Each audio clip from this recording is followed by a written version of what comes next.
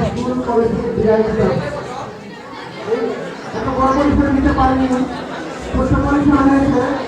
বিদায়ের সময় কখনো পিঠ বদলের কোনো শব্দ হবে না।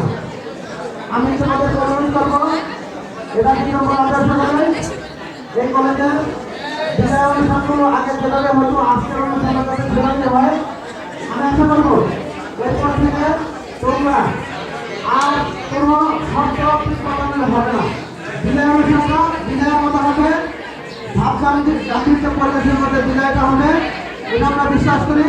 তবে তোমরা যদি মনে করো এটা ডিজিটাল বিদায়, ওটা মনে করা ঠিক হবে না। আমি সবাইকে শান্তি থেকে নীরব থেকে আমাদের শ্রদ্ধা নেতৃবৃন্দ এখানে উপস্থিত হয়েছেন, তাদের বক্তব্য শোনার জন্য তোমাদেরকে অনুরোধ করব। যা হোক, আমাদের মাঝে ইতিমধ্যে এসে উপস্থিত হয়েছেন। গতকাল 31শে মার্চ আমাদের ইউনিয়ন পরিষদের নির্বাচন হওয়ার কথা ছিল। এই 31শে মার্চের নির্বাচনে যিনি এই ইউনিয়ন থেকে বিনা প্রতিদ্বন্দ্বিতায় উনি চেয়ারম্যান নির্বাচিত হয়েছেন।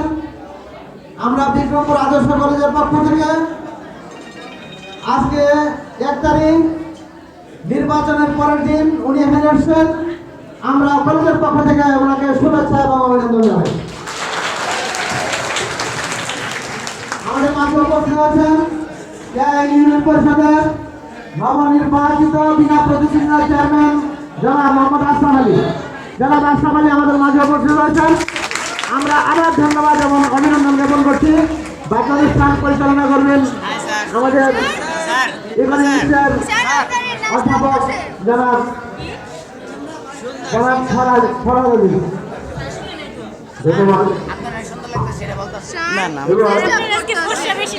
আমরা অনেক কষ্ট করে যাতে পাই না, সেই নবনির্বাচিত চেয়ারম্যানকে আমরা পেয়েছি আজকের অনুষ্ঠানে।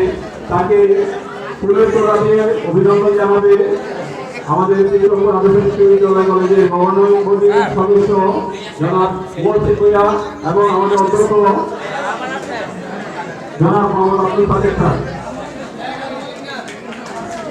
একটু সবাইকে ধরে রাখার জন্য বলছি, তার ছবি তুলছে। ছাত্রছাত্রী একসাথে করদানি অভিনন্দন জানা আমাদের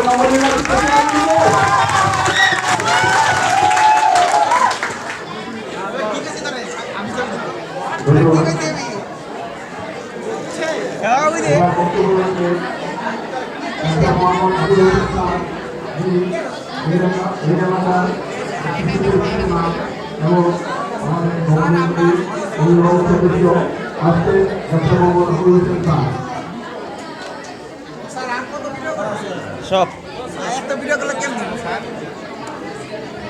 আপনারটা আপনি